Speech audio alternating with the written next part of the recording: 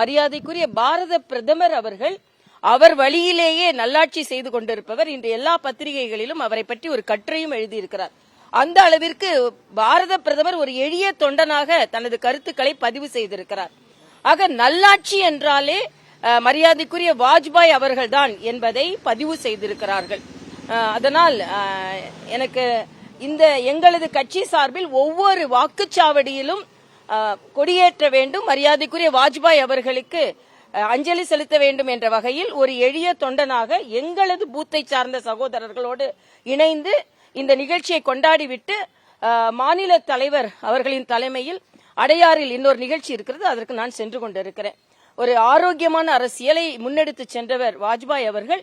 இன்றும் மரியாதைக்குரிய மோடி அவர்களின் ஆட்சியும் வாஜ்பாய் அவர்களின் ஆட்சியும் தமிழகத்திற்கு வர வேண்டும் என்பதைத்தான் இன்றைய எங்களது சபதமாக நாங்கள் ஏற்றுக்கொண்டிருக்கிறோம். 5 மாநில ஆளுநர்கள் மாற்றப்பட்டிருக்கிறார்கள். தமிழகத்துக்கான ஆளுநர் தமிழகத்துக்கு ஆளுநர் மாற்றப்படவில்லை. இல்ல, அதுல நான் கருத்து சொல்லவே முடியாது. அதனால ஆளுநர்கள் நியமிக்கப்பட்டிருக்கிறார்கள். அந்த ஆளுநர்களுக்கு எனது வாழ்த்துக்களை நான் தெரிவித்துக் கொள்கிறேன். ஒரிசா ஆளுநர் என்னை போலவே அரசியலுக்கு வர வேண்டும் என்று அவர் ராஜினாமா செய்து மறுபடியும் பாரதிய ஜனதா கட்சியில் இணைந்திருக்கிறார். அதனால் அந்த ஆளுநர்களுக்கு வாழ்த்தை நான் தெரிவித்துக் கொள்கிறேன். தமிழக ஆளுநர் மிக ஆரோக்கியமான ஒரு பதிவை போட்டிருக்கிறார். தமிழக மக்கள் மீதும் தமிழ் மீதும் மரியாதைக்குரிய பாரத பிரதமர் அவர்களுக்கு கொண்டிருந்த அந்த பற்றை நான் தமிழக மக்கள் சார்பில் நன்றியுணர்வோடு இங்கே பகிர்ந்து கொள்கிறேன் என்பது ஒரு நல்ல பதிவு. சட்டமேதை அம்பேத்கர் குறித்தான உள்துறை அமைச்சர் அமித்ஷாவுடைய கருத்துக்கு தொடர்ச்சியா தமிழகம் முழுவதும் பல்வேறு போராட்டங்கள் நடைபெற்று வருது. எதிர்க்கட்சிகள் போராட்டம் இல்ல, இதுல போராட வேண்டிய அவசியமே இல்லை. மரியாதைக்குரிய அமித்ஷா அவர்கள் பெயரளவில் நீங்கள் மரியாதைக்குரிய அம்பேத்கர் அவர்களை பயன்படுத்துகிறீர்கள்.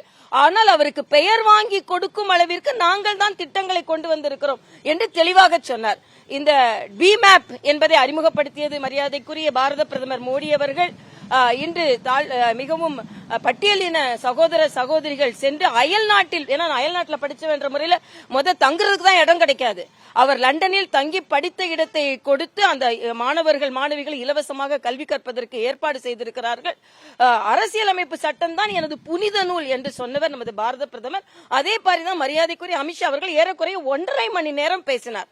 அல்ல 1.5 நிமிடத்தை மட்டும் எடுத்து வைத்துக் கொண்டு இப்படி அரசியல் செய்வது, இவர்கள் அம்பேத்கர் அவர்களை தோற்கடித்தார்கள், அம்பேத்கர் அவர்களுக்கு பாரத ரத்னா கொடுக்கவில்லை, அம்பேத்கர் அவர்களை உதாசீனப்படுத்தினார்கள், அம்பேத்கர் அவர்களை தேர்ந்தெடுத்தார்கள் என்ற காரணத்திற்காக சில இந்து மாவட்டங்களை அவர்கள் பாகிஸ்தானோடு இணைத்தார்கள். இந்த நேரு செய்த தவறுகளையும் காங்கிரஸ் செய்த தவறுகளையும் மறைக்க வேண்டும் என்பதற்காக இன்று பாரதிய ஜனதா கட்சி மீதும் மரியாதைக்குரிய அமித்ஷா அவர்கள் மீதும் குற்றம் சாட்டி கொண்டிருக்கிறார்கள் என்பதுதான். இன்னைக்கு மகாராஷ்டிரால கூட 2 பட்டியலின சகோதரர்களை தவிர அனைவரும் வெற்றி பெற்றிருக்கிறார்கள் பாரதிய ஜனதா கட்சி கூட்டணியில.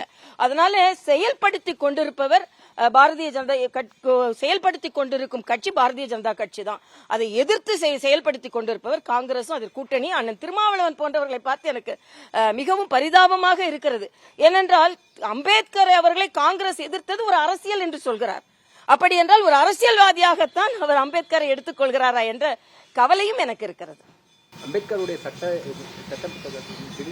மாற்றக்கூடிய அவசியம் இல்ல, அதாவது மரியாதைக்குரிய அமித்ஷா அவர்கள் சொல்லியிருக்கிறாங்களே, அரசியலமைப்பு சட்டத்தை 77 முறை காங்கிரஸ் மாற்றி இருக்கிறது. அவர்கள் எமர்ஜென்சிங்க, நான்லாம் எமர்ஜென்சியில பாதிக்கப்பட்ட நபர். நாங்களாம் எங்க அப்பா 10 மாதம் சிறையில் இருந்தார்கள். நாங்களாம் எமர்ஜென்சி அப்ப பாதிக்கப்பட்ட குழந்தைகளாக இருக்கும் போது. ஆக அரசியலமைப்பு சட்டத்தில் கொடுத்த மரியாதையையும் விடுதலையையும் சுதந்திரத்தையும் நமக்கு கொடுக்காமல் கழுத்தை நெரித்தவர்கள் காங்கிரஸ்காரர்கள். இவர்கள் சுதந்திரத்தை பற்றியும் அரசியலமைப்பு சட்டத்தை பற்றி பேசிக் கொண்டிருக்கிறார்கள் என்பதுதான்.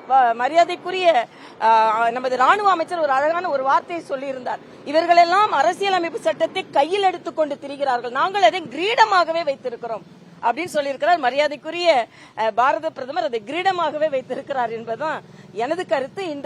நேற்று கூட அண்ணன் ஸ்டாலின் கைத்தடியை கொடுத்தது. ஆக திராவிட மாடலுக்கு இதுதான் அடையாளம் என்று சொல்லியிருக்கிறார். அது மரியாதைக்குரிய பெரியார் அவர்கள் வைத்திருந்தார்கள் என்பதில் எனக்கு மாற்று கருத்து இல்லை. ஆனா நாங்க செங்கோலை கொடுத்து ஆட்சி நிமிர்ந்து இருக்கிறது. இன்று கைத்தடியை கொடுத்து ஒரு சிம்பாலிக்காக வீரமணி அவர்கள் தமிழக அரசிற்கு இன்று இதுதான் தேவை என்று சொல்லி இருக்கிறார் என்று நான் நினைக்கிறேன். தமிழகத்துல ஆணவ கொள்கை அதிகமா நடந்துருக்கு. நிச்சயமா கூட்டணி கட்சி ஆமா. சேர்ந்தக்கே இப்ப கூட்டணி கட்சிகள் மரியாதைக்குரிய பாலகிருஷ்ணன் அவர்கள் சொன்னதை நான் ஒப்புக்கொள்கிறேன். இது பாராளுமன்றத்தில் ஒரு கேள்வி கேட்கப்படுகிறது. தமிழகத்தில் பட்டியலின மக்களின் சுதந்திரம் எப்படி இருக்கிறது என்றால் 325 கிராமங்களில் பட்டியலின மக்கள் மிகுந்த மோசமான நிலையில் இருக்கிறார்கள் என்று பாராளுமன்றத்திலேயே பதில் சொல்லப்பட்டிருக்கிறது. அதனால் நிச்சயமாக இன்னைக்கு வேங்க வயலுக்கு இன்னும் பதில் கிடைக்கவில்லை. அதனால் பட்டியலின மக்கள் பாதிக்கப்படுவது தமிழகத்தில் என்று கூட்டணி கட்சியை ஒப்புக்கொண்டதற்கு நான் நன்றியை தெரிவித்துக் கொள்கிறேன்.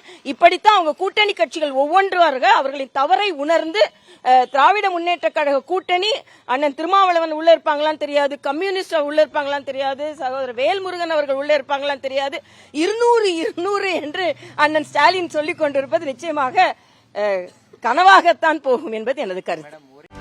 செய்திகளை உடனுக்குடனும் துல்லியமாகவும் தெரிந்து கொள்ள சப்ஸ்கிரைப் பண்ணுங்க.